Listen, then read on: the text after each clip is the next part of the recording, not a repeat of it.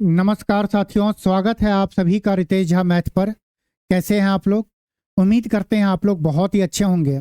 हम लोग coordinate geometry पढ़ रहे हैं, बहुत आसान चैप्टर है। लास्ट क्लास में हम लोग कोऑर्डिनेट ज्योमेट्री में लाइन का स्लोप निकालना सीखे थे, लाइन का इक्वेशन निकालना सीखे थे, और भी कॉन्सेप्ट सीखे थे और उस पर बेस क्वेश्चन किए थे।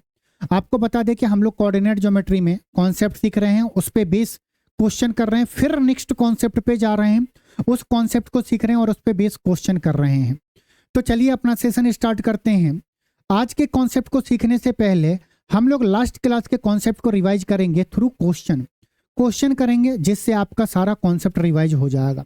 अगर आप वो लेक्चर नहीं देखे हैं तो जरूर उस लेक्चर को देखिएगा, लेकिन अभी नहीं, पहले ये क्वेश्चन कर लेते हैं। जहां पे लास्ट क्लास के कॉन्सेप्ट का इस्तेमाल करना होगा हम आपको वहां पे डिटेल में बता देंगे। पहला क्वेश्चन है आज के क्लास का, बताइए इसका आंसर क्या होगा। दिया गया, find the equation of a line which makes an angle of 45 degree with positive x axis and passes through the point 4,5। हमें उस लाइन का इक्वेशन बताना है जो लाइन एक्स एक्सिस के साथ 45 डिग्री का कोण बनाती है और वो लाइन किसी पार्टिकुलर पॉइंट से, जो पॉइंट दिया गया है 4,5 से गुजरती है। कैसे करेंगे? हम आपको इसके दो मेथड बताएंगे, एक तो फार्मूला अप्लाई करके, दूसरा वो जो एग्जाम में आपको हेल्प करेगा, टाइम बचेगा। तो पहले हम लोग बेसिक से इस क्वेश्चन को करेंगे, फिर एग्जाम का अप्रोच सीखेंगे। आप सभी लोग बताओ, इक्वेशन ऑफ लाइन का फार्मूला क्या होता है? रेखा का समीकरण का फार्मूला क्या है? बताइए। आप बोलेंगे सर हमें पता है, बोलो मेरे साथ। y minus y1 equal to y2 minus y1 upon x2 minus x1 into x minus x1। यही फार्मूला था। तभी एक स्टूडेंट बोलेगा जो लास्ट क्लास देखा होगा, तो सर एक और लाइन का इक्वेशन होता है, y बराबर mx प्लस c कांस्टेंट है, m स्लोप है। अब आप लोग ये बताओ कि ये दोनों फार्मूला आपको पता चल गया, कौन सा फार्मूला हम लोग इस क्वेश्चन में इस्तेमाल करेंगे, पहला वाला कि दूसरा वाला? तो पहला वाला क्वेश्चन जो फार्मूला हम कब इस्तेमाल करते हैं, जैसे एक लाइन है, लाइन का एंड पॉइंट का कोऑर्डिनेट दिया गया, मान लीजिए ये x1, y1 है और ये पॉइंट x2, y2 है, और इस लाइन पे एक पॉइंट मान लेते हैं P है जिसका कोऑर्डिनेट x, y है। तब हम इस लाइन का इक्वेशन इस फार्मूला से निकालेंगे। इस फार्मूला का अप्लाई हम कब करेंगे आप बताओ। अगर आपको m पता चल जाए, c पता चल जाए, तो इसमें रख के इक्वेशन नहीं पता कर लोगे? बोलेंगे हाँ। m बराबर क्या होता है? आप बोलोगे m बराबर tan थीटा होता है। m क्या है? यहाँ पे स्लोप है, tan थीटा। एक्स एक्सिस के साथ जो कोण बन रहा है कितना? 45 डिग्री का। तो tan 45 डिग्री, tan 45 डिग्री कितना होता है? 1 होता है। यहां से हमें m का वैल्यू पता चल गया। p का वैल्यू हमें निकालना है। हमें पता है कि अगर ये लाइन अगर इस पॉइंट से गुजरती है तो ये पॉइंट इस इक्वेशन को सेटिस्फाई करेगा। तो हम जब इस पॉइंट को x और y की वैल्यू अगर हम यहाँ पे पुट करेंगे तो हमें c मिल जाएगा। y के जगह पे 5 रखेंगे इक्वल टू m के जगह पे 1, x के जगह पे 4 प्लस c का वैल्यू यहाँ से बहुत आसानी से निकालेंगे। 5 में से 4 गया 1। हमें c का वैल्यू पता चल गया, m का वैल्यू पता चल गया, हम इस इक्वेशन में रखेंगे। तो ये क्या होगा? y बराबर m के जगह पे 1 रखेंगे और इंटू x क्या होगा? x प्लस c के जगह 1 रखेंगे। y को अगर उस साइड ले जाएंगे तो क्या होगा? x minus Y plus 1 equal to 0। कौन सा ऑप्शन सही है? x minus Y plus 1 equal to 0। Option A हमारा बिल्कुल सही है। इस क्वेश्चन का यही आंसर है। अब हमें इस क्वेश्चन को एग्जाम में कैसे करेंगे, एग्जाम में टाइम कैसे बताएंगे। जैसे ही आप ये क्वेश्चन पढ़े तो आप देखें कि ये एंगल दिया गया एक्स एक्सिस के साथ 45 डिग्री का कोण बनाती है। इसका मतलब कहीं ना कहीं हमें स्लोप इनडायरेक्ट वे में बता रहा है कि स्लोप कितना है। आप बोलेंगे हाँ सर, एम बराबर क्या होता है? बोलेंगे एम बराबर tan थीटा होता है और एंगल के जगह पे 45 डिग्री, मतलब कि एम बराबर 1 आ गया। हमें स्लोप पता चल गया 1 होता है। हमारा वो ऑप्शन सही होगा जिसका स्लोप क्या होगा? 1 होगा। कैसे स्लोप निकालेंगे? कंपेयर मन ही मन में करेंगे। y बराबर mx होता है प्लस c होता है। y का कोफिशिएंट 1 होना चाहिए, x का जो कोफिशिएंट होगा वही हमारा स्लोप होगा। y को अगर हम उस साइड ले जाए तो यहाँ पे x का कोफिशिएंट 1 है, मतलब कि इस ऑप्शन का स्लोप क्या है? इक्वेशन का स्लोप 1 है। ये हो सकता है। इसका स्लोप क्या होगा? x इंटू 4/5 हो जाएगा। स्लोप 4/5 ना जी ना, ये तो हमारा कतई नहीं होगा। इसका स्लोप क्या होगा इस इक्वेशन का? बोलेंगे 5/4, ये भी नहीं होगा। इस इक्वेशन का स्लोप क्या होगा? माइनस का 1 होगा। आप बताओ, क्या हमें माइनस का 1 स्लोप बताना है या प्लस का 1? प्लस का 1 स्लोप आना है, तो ये ऑप्शन नहीं होगा, ऑप्शन ए बिल्कुल सही होगा। फिर उधर से एक स्टूडेंट आएगा, सर अगर दो ऑप्शन में स्लोप इक्वल हुआ तो कोई दिक्कत नहीं है मेरे लाल। इस पॉइंट से जो लाइन गुजर रही है, ये पॉइंट उस इक्वेशन को सेटिस्फाई करेगा। हम इस पॉइंट को पकड़ेंगे, इसमें रख के देखेंगे। 4 माइनस 5 प्लस 1 इक्वल टू 0 आ रहा है। इस इक्वेशन को सेटिस्फाई कर पा रहा है। ऐसा नहीं होगा ना कि स्लोप भी इक्वल हो जाए और जब वो पॉइंट उसमें रखेंगे तो वो भी सेटिस्फाई करेगा, ऐसा नहीं होगा। तो अगर एक से काम नहीं बनेगा तब दूसरा इस्तेमाल करेंगे, लेकिन एग्जामिनर इतना नहीं सोचेगा कि आप ऑप्शन के मेथड से जाओगे, तो आप ऑप्शन से कर लेना। आइए नेक्स्ट क्वेश्चन बताइए। आप जब इस क्वेश्चन को पढ़ेंगे और अगर लास्ट क्लास को देखे होंगे तो आप इस क्वेश्चन को आसानी से कर लेंगे। दिया गया for what value of K the line k plus 1 into X plus K Y equal to 3 and ये दिया गया है are perpendicular to each other. हमें k का वो वैल्यू बताना है जिस पे ये दोनों लाइन आपस में क्या होगा? परपेंडिकुलर होगा। आइए एग्जाम में कैसे हम इस क्वेश्चन को अगर पूछा जाए तो टाइम बचाएंगे, उसे सीख लेते हैं, जिससे आपको काफी सारे क्वेश्चन और आसान हो जाएंगे। आप हमें बताइए, मान लेते हैं एक लाइन P है। इस लाइन का इक्वेशन हम स्टैंडर्ड लिखते हैं a1x plus b1y plus c1 equal to 0। और एक लाइन और मान लेते हैं Q, जिसका इक्वेशन मान लेते हैं a2x plus b2y plus c2 equal to 0। हम दो लाइन का इक्वेशन लिखें, ये स्टैंडर्ड इक्वेशन होता है।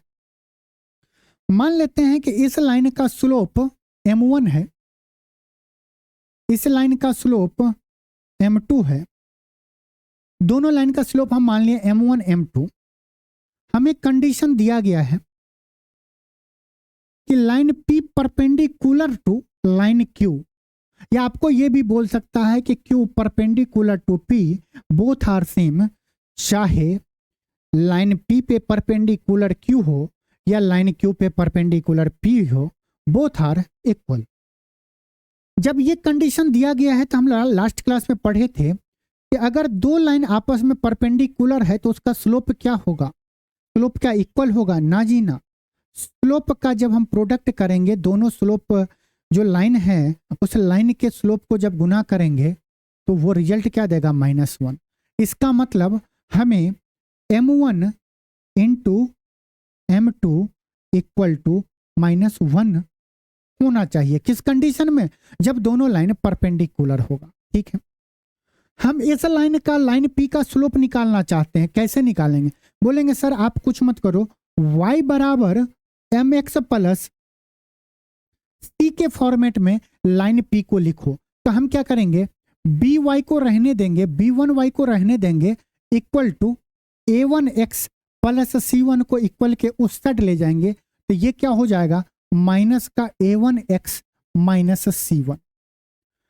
y का कोफिशिएंट 1 होना चाहिए, उसीलिए दोनों साइड b1 से अगर भाग देंगे तो क्या होगा? y बराबर माइनस का A1 बट्टा B1 x माइनस C1 बट्टा B1। y का कोफिशिएंट 1 है, ये कांस्टेंट पार्ट है, x का कोफिशिएंट जो होगा वही हमारा क्या होगा, स्लोप होगा। हम लाइन P का स्लोप m1 माने थे, तो m1 बराबर क्या होगा, माइनस का A1 बट्टा B1। ये लाइन P का स्लोप निकल गया। इसी तरह अगर हम लाइन Q का स्लोप निकालना चाहें, जिसे हम m2 से डिनोट किए थे, तो m2 बराबर क्या होगा, m2 बराबर आपको हो जाएगा माइनस x का कोफिशिएंट A2 बट्टा y का कोफिशिएंट B2। उम्मीद करते हैं यहां तक में किसी को कोई दिक्कत नहीं होगा। पूछ सकते हैं आप लोग, ठीक है। दोनों स्लोप को अगर हम गुना करेंगे तो वो क्या होगा, परपेंडिकुलर का केस हम लोग कर रहे हैं, तो दोनों स्लोप को गुना करेंगे तो -1 के इक्वल हो जाएगा। माइनस A1 बट्टा B1 लाइन M1 ये स्लोप है, इनटू M2 स्लोप क्या है, माइनस का A2 बट्टा B2, ये इक्वल टू -1 होगा। होगा बोलेंगे हाँ सर। अब इसे थोड़ा सा रीअरेंज करेंगे तो हमें क्या मिलेगा, माइनस इंटू माइनस प्लस हो जाएगा, तो A1 A2 equal to B1 B2 उधर ले जाएंगे तो क्या होगा, माइनस का B1 B2। ये बहुत ही इंपॉर्टेंट फॉर्मूला है जिससे आपका टाइम बच जाएगा एग्जाम में। आप इसे ही थोड़ा सा रीअरेंज कर दोगे, माइनस B1 B2 को इधर ले आओगे तो ये क्या होगा, A1 A2 plus B1 B2 equal to 0। ये बात आपको ध्यान रखना है। ये बात अगर आप ध्यान रख लेते हैं तो क्या होगा, मजा आ जाएगा, मजा आ जाएगा। ठीक है, ये और ये पॉइंट आपको, इस दोनों में से कोई एक आपको चीज माइंड में रहेगा तो एग्जाम में टाइम बचेगा। आइए इसी चीज को अप्लाई करते हैं, बताइए क्या होगा अब इसका आंसर। बोला कि के किस मान के लिए, के किस मान के लिए ये दोनों इक्वेशन परपेंडिकुलर होगा। मतलब हमें क्या करना है, सिंपल, x का कोफिशिएंट यहां पे क्या है, k+1 है, क्या है, k+1 है, इनटू सेकेंड इक्वेशन में x का कोफिशिएंट क्या है, 5 है, तो 5 प्लस y का कोफिशिएंट, पहले इक्वेशन में y का कोफिशिएंट k है, दूसरे इक्वेशन में y का कोफिशिएंट -2 है, तो प्लस इंटू माइनस माइनस हो जाएगा, इंटू 2 हो जाएगा, तो 2k इक्वल टू 0। इसे सॉल्व करेंगे तो 5k में से 2k जाएगा तो क्या होगा, 3k, और 5 हो गया, 5 उस साइड जाएगा तो -5 हो जाएगा। k बराबर क्या आएगा, -5/3। थोड़ा सा आपका टाइम बचेगा, k इक्वल टू -5/3 अगर होगा तभी ये दोनों लाइन आपस में परपेंडिकुलर होंगे। आइए करिए नेक्स्ट क्वेश्चन, बताइए इसका आंसर क्या होगा। दिया गया for what value of k the line k- ये दिया गया, और दूसरा दिया गया आर पैरेलल। k के किस मान के लिए दोनों लाइन क्या होंगे, पैरेलल होंगे। बताइए पैरेलल का कंडीशन क्या था, अगर दो लाइन पैरेलल हैं तो उन दोनों का स्लोप क्या होगा, इक्वल होगा। आइए फिर से हम उसी चीज को समझते हैं। मान लेते हैं लाइन एक क्या है, P है, इस लाइन का इक्वेशन हम लिख रहे हैं A1x plus B1y plus C1 equal to 0। एक लाइन और है Q, इसका इक्वेशन लिख रहे हैं A2x plus B2y plus C2 equal to 0 है। आराम से समझना है, एक बार समझ लोगे हमेशा के लिए याद रहेगा। मान लेते हैं इस लाइन का स्लोप M1 है, इस लाइन का स्लोप m2 है। हमें कंडीशन दिया गया है P पैरेलल टू Q। अगर ये कंडीशन दिया गया है, इसका मतलब लास्ट क्लास में पढ़े थे कि अगर दो लाइन पैरेलल होंगे तो उन दोनों का स्लोप क्या होगा, इक्वल होगा। उस दोनों का स्लोप क्या होगा, इक्वल होगा। ये बताओ लाइन P का स्लोप क्या होगा, अभी निकाले थे ना, m1 बराबर माइनस x का कोफिशिएंट माइनस a1 बट्टा y का कोफिशिएंट b1 होगा, बोलेंगे हाँ सर। इसी तरह अगर हम m2 लाइन Q का स्लोप निकालेंगे तो वो क्या होगा, माइनस का x का कोफिशिएंट a2 बट्टा y का कोफिशिएंट b2, यही होगा स्लोप, बोलेंगे हाँ सर। यहां तक में किसी को कोई दिक्कत नहीं। हमें पता है कि अगर ये दोनों लाइन आपस में पैरेलल हैं, इसका मतलब दोनों का स्लोप इक्वल होना चाहिए। मतलब कि माइनस का a1 बट्टा b1 इक्वल टू माइनस का a2 बट्टा b2 होगा। स्लोप हम इक्वल कर दिए हैं, माइनस से माइनस कट गया, तो ये क्या हो जाएगा, a1 बट्टा b1 बराबर a2 बट्टा b2 हो जाएगा। यहां तक में किसी को कोई दिक्कत नहीं। हमने स्लोप को इक्वल कर दिया क्योंकि पता है कि ये लाइन क्या है, पैरेलल है। आपको हमेशा याद रखना है कि पैरेलल के कंडीशन में not equal to constant c1 बट्टा c2। अगर ये पैरेलल हो गया तो ये क्या हो गया, इनफाइनाइट सॉल्यूशन हो गया। एक दूसरे के ऊपर में लाइन क्या होगा, ओवरलैप हो जाएगा। हमें तो पैरेलल चाहिए, तो ये कंडीशन आपको याद रखना है। किस में, जब पैरेलल होगा। तो धीरे धीरे बहुत सारे स्टूडेंट समझ रहे होंगे कि हम आपको कहां ले जा रहे हैं, है कि नहीं। तो इसे आपको ध्यान रखना है। अगर ये बात आपको पता रहता तो बहुत आसानी से कर लेते हैं। कौन सा क्वेश्चन, ये वाला क्वेश्चन करिए। इस क्वेश्चन को बोला, for what value of K the line इतना एंड इतना आर पैरेलल। के का वैल्यू हमें बताना है। कैसे, हमें पता है कि दोनों का स्लोप इक्वल होगा। मतलब a1 बट्टा b1 इक्वल टू a2 बट्टा b2। लिख लो, एक दो बार लिखोगे याद रहेगा। नॉट इक्वल टू c1 बट्टा c2। हमें k का वैल्यू पूछ रहा है। a1 क्या है, k माइनस 1। b1 क्या है, 1 इक्वल टू a2 क्या है, x का कोफिशिएंट 2 माइनस के बट्टा b2 क्या है, माइनस का 3। यही है, बोलेंगे हाँ सर। यहां से हम k का मान बहुत आसानी से निकाल लेंगे। क्रॉस मल्टीप्लाई करेंगे तो क्या होगा, माइनस का 3k प्लस का 3 बराबर 2 माइनस k, यही होगा, बोलेंगे हाँ सर। माइनस 3k उस साइड जाएगा तो क्या होगा, प्लस का 3k में से k जाएगा तो 2k बराबर, इसको अगर हम इस साइड ले आएंगे तो क्या होगा, 1 होगा। माइनस 3k को उस साइड ले जाएंगे तो प्लस का 3k हो जाएगा, घटेगा तो 2k मिल जाएगा, इक्वल टू 3 में से 2 घटाएंगे तो 1 होगा। यहां से k बराबर क्या आ गया, 1/2। मतलब k का वैल्यू अगर 1/2 रखें तो ये दोनों लाइन क्या होगा, आपस में पैरेलल होंगे। उम्मीद करते हैं यहां तक आप लोगों को समझ में आया होगा।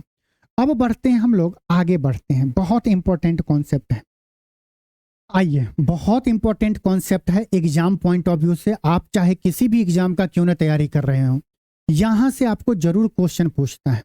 आप लोग जैसे प्रीवियस ईयर क्वेश्चन पेपर जब लगा रहे होते हैं तो आप देखते हैं कि 2 इक्वेशन दे दिया, उसके बाद आपको कंडीशन दे देता है कि इस इक्वेशन का क्या होगा, यूनिक सॉल्यूशन होगा, इनफाइनाइट सॉल्यूशन होगा, नो सॉल्यूशन होगा। या आपसे बोल देता है क्वेश्चन में 2 इक्वेशन देके नो सॉल्यूशन है तो उसका कंडीशन बताइए, या आपसे वो पॉइंट पूछ लेता है। तो वो सारी बातें आज हम लोग सीखेंगे, बहुत इंपॉर्टेंट है। कॉपी पेन नीचे रखो, आपको हर किताब में मिल जाएगा कंडीशन, लेकिन समझाया गया कहीं पे नहीं होगा। आइए उस चीज को समझते हैं। टाइप ऑफ लाइंस हम लोग सीखेंगे, 5 टाइप के लाइंस के बारे में जानेंगे।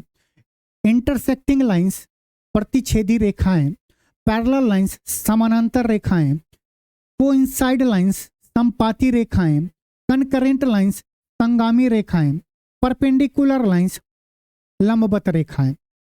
इंटरसेक्टिंग लाइंस, दो लाइन जब आपस में इंटरसेक्ट करेगा, कट करेगा, उसे इंटरसेक्टिंग लाइन बोलेंगे। पैरेलल लाइन, दो लाइन पैरेलल होगा, कंडीशन क्या होना चाहिए, दोनों लाइन के बीच में जब डिस्टेंस हर जगह पे सेम होगा तभी उसे हम पैरेलल बोलेंगे। जैसे ट्रेन की पटरी, वो क्या है, पैरेलल है। अगर कहीं पे भी डिस्टेंस कम होगा तो ट्रेन क्या होगा, पटरी से नीचे और आदमी ऊपर, तो उसे पैरेलल लाइंस बोलेंगे। कोइंसाइड लाइन, एक लाइन के ऊपर में दूसरा लाइन हो, एक लाइन के ऊपर में दूसरा लाइन हो, इसका मतलब उस दोनों लाइन के बीच में डिस्टेंस क्या हो, जीरो हो। आप ऐसे समझ सकते हैं कि ऐसी पैरेलल रेखाएं, ऐसी पैरेलल लाइन जिसके बीच का डिस्टेंस क्या हो, जीरो हो, उसे हम क्या बोलते हैं, कोइंसाइड लाइन, समपाती रेखाएं। कनकरेंट लाइन क्या होंगे, संगामी, याद रखो प्रयागराज से संगम, यमुना, गंगा, सरस्वती, मतलब तीन रेखाएं एक पॉइंट पे कटे, उसे ही हम क्या बोलेंगे, संगामी रेखाएं, कनकरेंट लाइंस। नेक्स्ट क्या है, परपेंडिकुलर लाइंस, लंबवत रेखाएं। पता ही है दो लाइन आपस में क्या होंगे, परपेंडिकुलर, 90 डिग्री का कोण होगा। जैसे पहले का ऐसा आपको मिलेगा, दो लाइन इंटरसेक्ट होना, पैरेलल, दोनों लाइन के बीच का डिस्टेंस क्या हो, हर एक जगह बराबर हो। कोइंसाइड लाइन इस तरह से, एक लाइन के ऊपर में दूसरा लाइन। कनकरेंट लाइन संगामी से याद रखेंगे। परपेंडिकुलर लाइन, एक लाइन के ऊपर में दूसरा लाइन 90 डिग्री का कोण बना रहे। बस यही, आगे आइए इसका कंडीशन सीखते हैं, बहुत आराम से आप लोग सीखेंगे। कॉपी पे नीचे रखिए, रटना कुछ नहीं है, हर एक चीज को बारीकी से समझो। मान लो हम दो लाइन की बात कर रहे हैं इंटरसेक्टिंग लाइन्स में। ये एक लाइन है जिसे हम लोग बोलते हैं एल और इसे हम एम बोलते हैं। ये एम लाइन का इक्वेशन है, ये एल लाइन का इक्वेशन है। मान लेते हैं ये क्या है, एल लाइन है, ये एम लाइन है। अगर ये दोनों लाइन अगर जब भी कट करेगी, जब भी एक दूसरे को काटेगी, तो एक ही जगह पे, ऐसा नहीं कि एल एक बार यहाँ काट देगा फिर जैसे घूम के आएगा फिर यहाँ काट देगा, ऐसा नहीं। जब भी एल और एम दो लाइन आपस में कट करेंगे तो एक ही पॉइंट पे कट करेंगे, और वो पॉइंट, एक ही पॉइंट पे जो कट रहा है, यही क्या है, इसका यूनिकनेस है, यूनिक सॉल्यूशन है। ये जो पॉइंट है वो एल लाइन पे भी है और यही पॉइंट एम लाइन पे भी है। इसका मतलब यही पॉइंट एल लाइन को भी संतुष्ट कर रहा है, यही पॉइंट एम लाइन को भी संतुष्ट कर रहा है। मतलब इस दोनों लाइन का सॉल्यूशन क्या होगा, यूनिक होगा। फिर से दो लाइन अगर आपस में इंटरसेक्ट कर रहे हैं तो एक ही पॉइंट पे इंटरसेक्ट करेंगे, ऐसा नहीं कि घूम के दूसरे पॉइंट पे इंटरसेक्ट कर लेगा। और अगर इस पॉइंट पे इंटरसेक्ट कर रहा है, मतलब कि इस पॉइंट को बोलेंगे रुको, ये पॉइंट एल पे है, फिर दूसरा आदमी बोलेगा ना सर ई जो पॉइंट है ये तो एम पे भी है, मतलब कि ई जो पॉइंट है, ई जो पॉइंट है ई एल पे भी है और एम पे भी है। मतलब ये जो पॉइंट है वो एल को भी संतुष्ट करेगा और एम को भी संतुष्ट करेगा, एल का भी दिल रखेगा, एम का भी दिल रखेगा। उसे ही हम क्या बोलेंगे, इंटरसेक्टिंग लाइंस। और इंटरसेक्टिंग लाइंस का जो इक्वेशन होगा उसका क्या होगा, यूनिक सॉल्यूशन होगा। और उसका कंडीशन क्या होगा, a1 बट्टा a2 is not equal to b1 बट्टा b2 इक्वल टू c1 बट्टा c2। कब से क्या हो रहा है, रटते हुए आ रहा, आज तक याद हुआ है, नहीं याद हुआ। और ना उस चीज को समझते हैं, ये कंडीशन है, इस कंडीशन को हम लोग अच्छे से समझते हैं। मान लो कि हम बोले कि दो लाइन है और अगर वो दो लाइन अगर पैरेलल होंगे, दो पैरेलल लाइन होंगे तो वो आपस में कभी नहीं कटेगा। अब पैरेलल लाइन होगा, कटेगा नहीं, मतलब कि उस दोनों का स्लोप क्या होगा, इक्वल होगा। पैरेलल लाइन का स्लोप इक्वल होता है ना, और अगर इक्वल हो गया तो वो कभी कटेगा ही नहीं। और अगर कोई लाइन है जिसका स्लोप m1 है और m2 है, और अगर वो दोनों लाइन का स्लोप इक्वल नहीं होगा तभी तो कटेगा ना। दो लाइन इक्वल, स्लोप इक्वल हो गया मतलब पैरेलल है।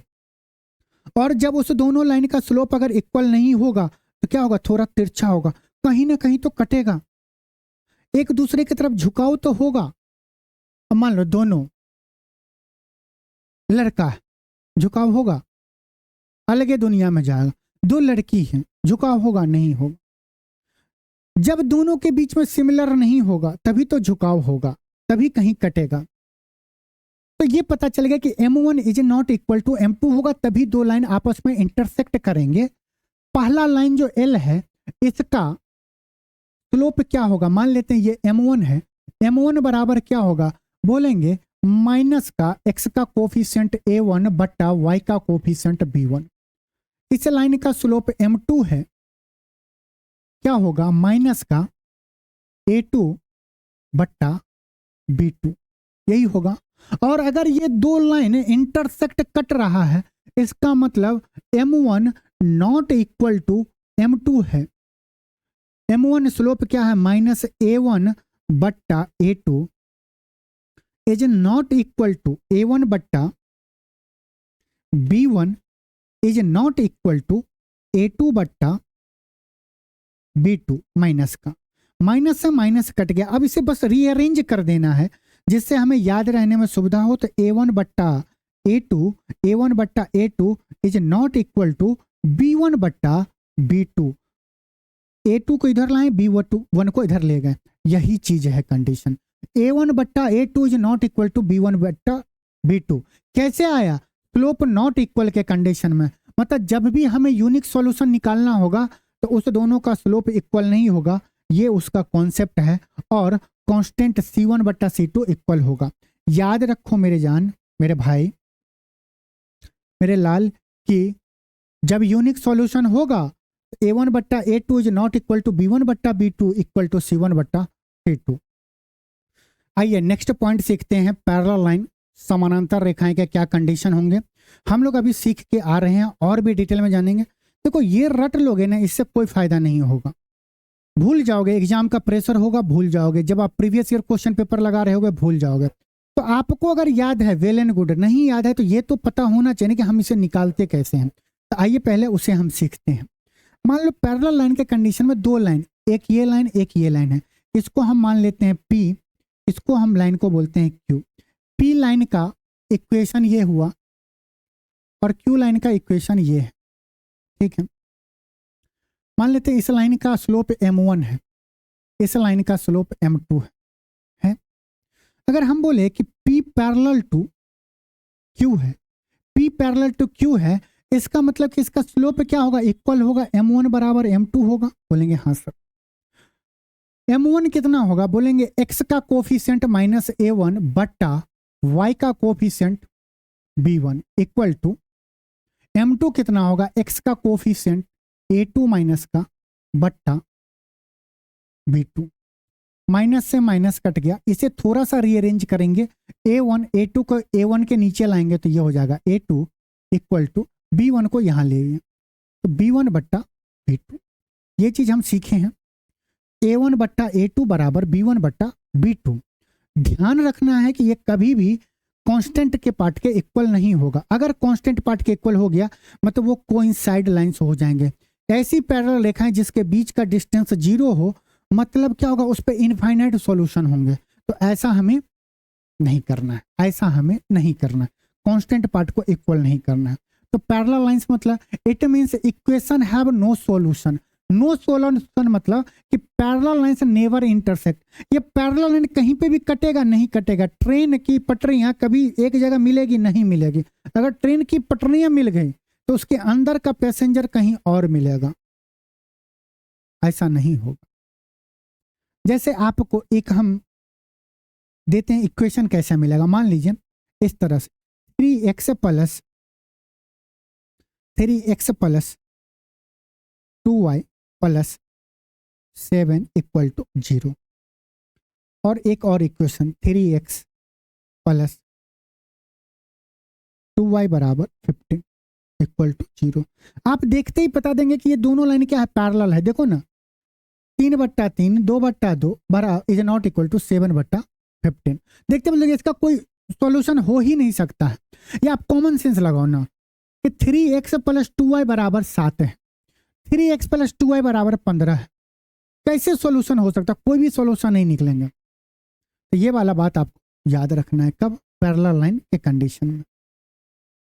एक और को अभी जो हम पढ़े थे कोइंसाइड लाइन उसके बारे में, इसमें क्या होगा, it means have infinite solution, जब एक दूसरे के ऊपर में क्या होंगे, ओवरलैप हो जाएंगे। ये देखो यहां से यहां तक का कंडीशन क्या, पैरेलल लाइन का कंडीशन है, और ये पूरा जब कंडीशन हो जाएगा मतलब नॉट इक्वल हट गया, इक्वल हो गया, मतलब ये क्या हो गया, समपाती रेखाएं कोइंसाइड लाइन का, मतलब ये पूरा इक्वल होंगे, तो उस कंडीशन में क्या होगा, इनफाइनाइट सॉल्यूशन। मतलब हमसे कोई पूछेगा कि इनफाइनाइट सॉल्यूशन का क्या होगा कॉन्सेप्ट, A1/A2 बराबर B1/B2 बराबर C1/C2। चलें, कनकरेंट संगामी रेखाएं, तीन लाइन एक ही पॉइंट पे कट कर रहा है, मतलब तीनों लाइन को एक ही पॉइंट क्या करेगा, संतुष्ट करेगा। हम तुम्हारे लिए भी धड़कते हैं, तुम्हारे लिए भी धड़कते हैं, तुम्हारे लिए भी धड़कते हैं, तीनों को संतुष्ट करेगा। इसे आप समझेंगे, वैसे आप डिटर्मिनेंट में लिख सकते हैं A1 A2 A3 B1 B2 B3 C1 C3 C2 C3 equal to 0।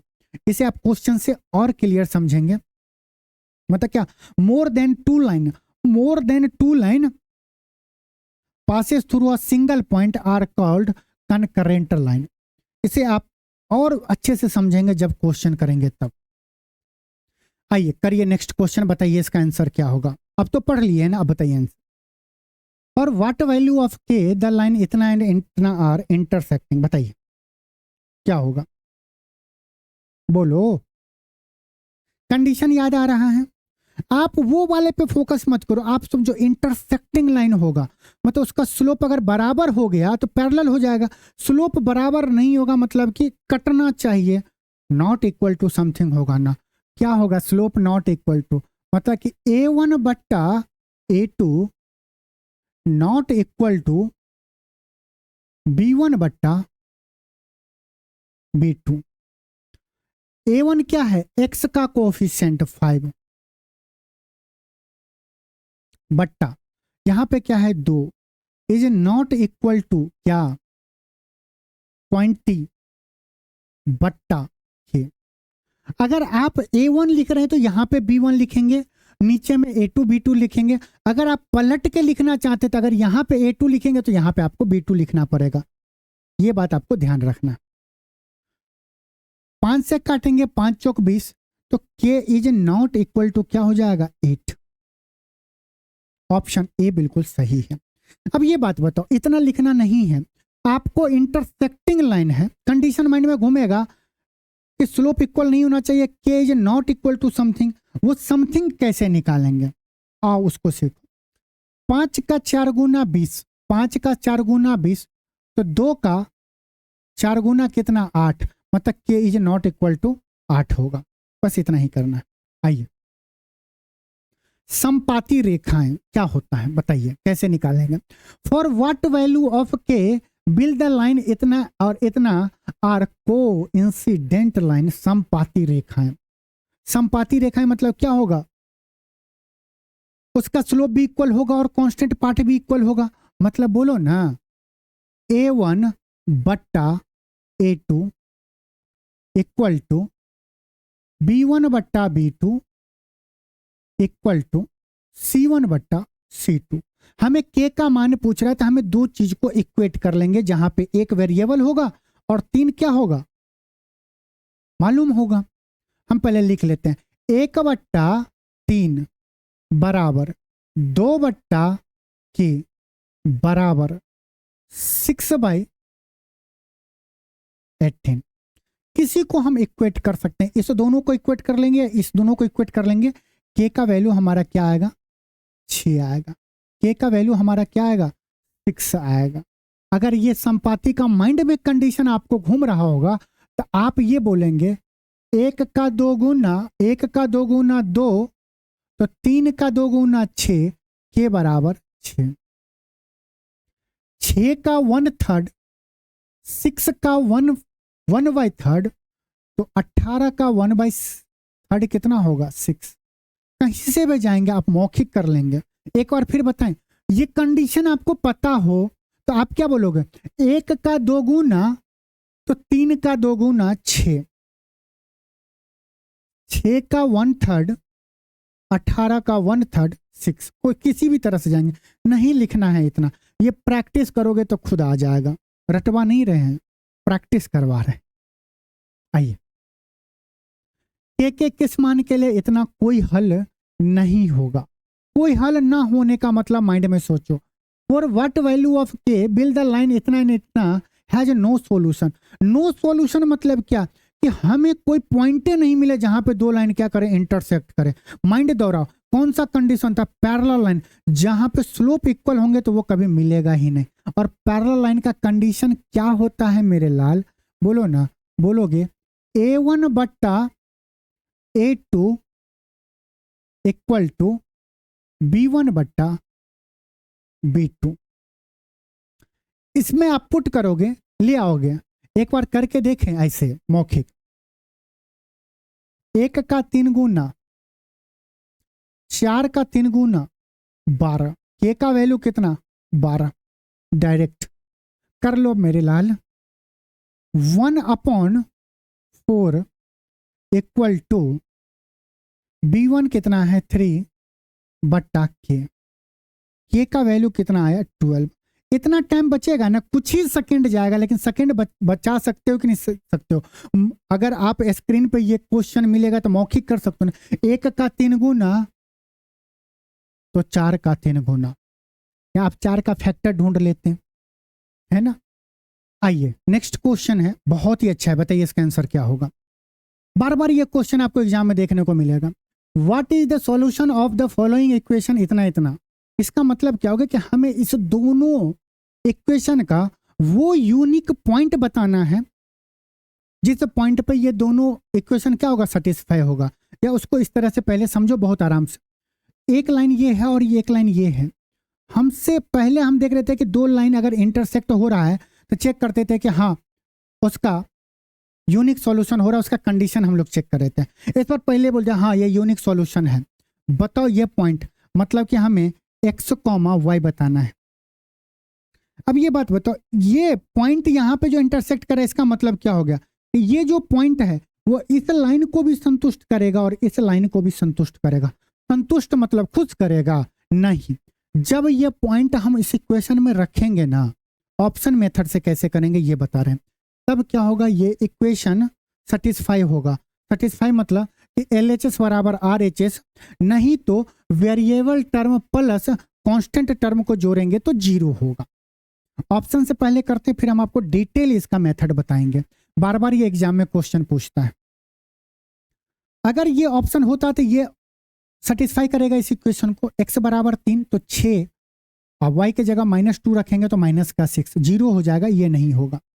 x बराबर 3 तो 6 हो जाएगा, y बराबर 2 तो 6 + 6 12, ये हो सकता है।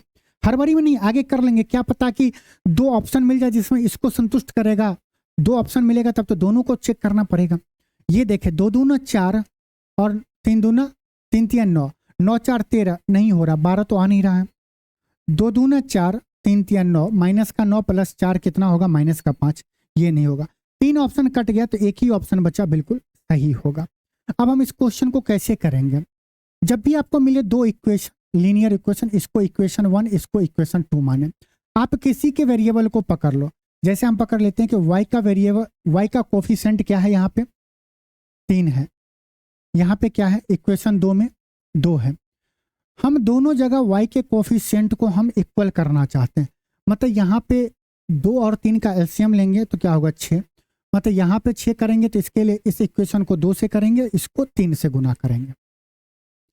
इक्वेशन 1 × 2 प्लस इक्वेशन 2 × कितना 3।